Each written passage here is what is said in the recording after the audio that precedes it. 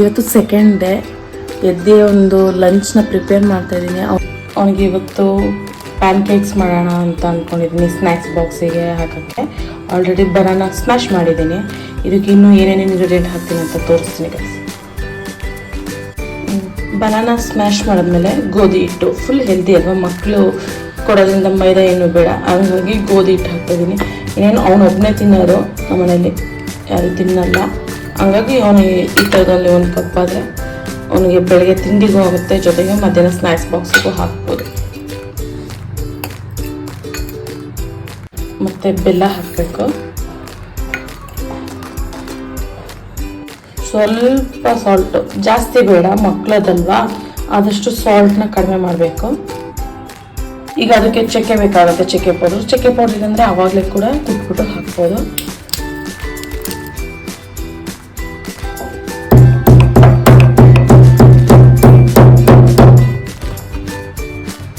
ಚಕ್ಕೆ ಪೌಡರು ಜಾಸ್ತಿ ಬೇಡ, ಬಟ್ ಹಾಕೋದು ತುಂಬ ಟೇಸ್ಟಾಗಿರುತ್ತೆ. ದೊಡ್ಡವರಿಗಾದರೆ ತುಂಬ ಹಾಕೊಂಡು ಟೇಸ್ಟ್ ತುಂಬ ಚೆನ್ನಾಗಿ ಬರುತ್ತೆ.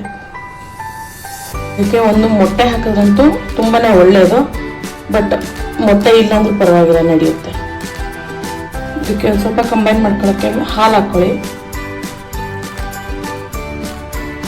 ಮತ್ತು ಇದನ್ನೆಲ್ಲ ಮಿಕ್ಸ್ ಮಾಡ್ಕೋಬೇಕಾಗುತ್ತೆ ನೀಟಾಗಿ. ಸೇಮ್ ದೋಸೆ ಬ್ಯಾಟರ್ ಹೇಗೆ ಬರುತ್ತೆ ಆ ಒಂದು ರೀತಿಲಿ ಕಲಿಸ್ಕೊಳ್ಳಿ. ಕಲಿಸ್ಕೊಂಡ್ಮೇಲೆ ಈ ಥರ ಕಾಣಿಸುತ್ತೆ. ಇದರಿಂದ ಪ್ಯಾನ್ ಕೇಕ್ ಆರಾಮಾಗಿ ಮಾಡ್ಬೋದು. ಟೇಸ್ಟು ತುಂಬ ಚೆನ್ನಾಗಿರುತ್ತೆ. ಆದರೆ ನನ್ನ ಮಗನಿಗೆ ಸ್ವಲ್ಪ ಚಾಕ್ಲೇಟ್ ಪ್ಯಾನ್ ಕೇಕ್ ಅಂದರೆ ತುಂಬ ಇಷ್ಟ ಅಂತ ಇದಕ್ಕೆ ಎಕ್ಸ್ಟ್ರಾ 2 ಇಂಗ್ರೀಡಿಯೆಂಟ್ನ ಆ್ಯಡ್ ಮಾಡ್ತಾಯಿದ್ದೀನಿ ನಾನು. ಕೋಕೋ ಪೌಡರು ಮತ್ತು ವೆನಿಲಾ ಎಸೆನ್ಸ್ 2 ಆ್ಯಡ್ ಮಾಡಿದ್ರೆ ಚಾಕ್ಲೇಟ್ ಪ್ಯಾನ್ ಕೇಕ್ ಆಗುತ್ತೆ. ತುಂಬಾ ಟೇಸ್ಟಿಯಾಗಿರುತ್ತೆ. ಮತ್ತು ಮಕ್ಕಳು ತುಂಬ ಇಷ್ಟಪಟ್ಟು ತಿಂತಾರೆ ಚಾಕ್ಲೇಟ್ಸ್ ಅಂದರೆ.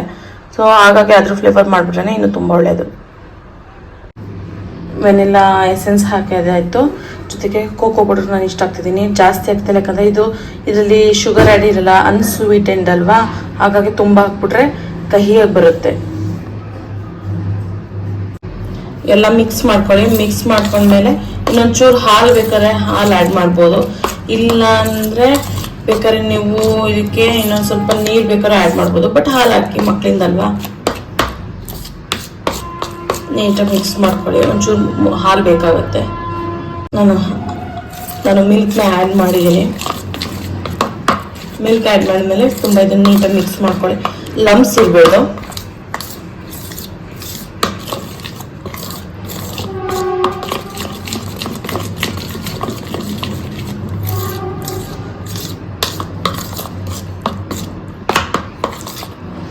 ಹೀಗಿದ್ರೆ ಸರಿ. ಟೈಮ್ ಇದೆ, ಹಂಗಾಗಿ ಇದನ್ನು ಸೈಡಿಗೆ ಎತ್ತಿಡ್ತೀನಿ. ಮಿಕ್ಕಿದ ಮಾರ್ನಿಂಗ್ ರೂಟೀನ್ ಏನಿದೆ ಅದನ್ನು ಮಾಡಬೇಕು ಇವಾಗ. ಅದಾದ್ಮೇಲೆ ಈ ಥರ ಒಂದು ಬಿಸಿಯಾಗಿರೋ ಪ್ಯಾನ್ ಮೇಲೆ ಈ ಥರ ಹಾಕ್ಕೋಬೇಕಾಗುತ್ತೆ ಬ್ಯಾಟರ್ನ. ಈ ಥರ ಬಬಲ್ಸ್ ಬರಬೇಕು, ತುಂಬ ಚೆನ್ನಾಗಿ ಬರುತ್ತೆ. ಜೊತೆಗೆ ಇನ್ನೊಂದು ಸೈಡು ನೀಟಾಗಿ ಬೇಯಿಸಿ ಮಕ್ಕಳಿಗೆ ತಿನ್ಸಿದ್ರೆ ಸಾಕು. ಹನಿ ಹಾಕಿ ತುಂಬ ಚೆನ್ನಾಗಿರುತ್ತೆ ಟೇಸ್ಟ್.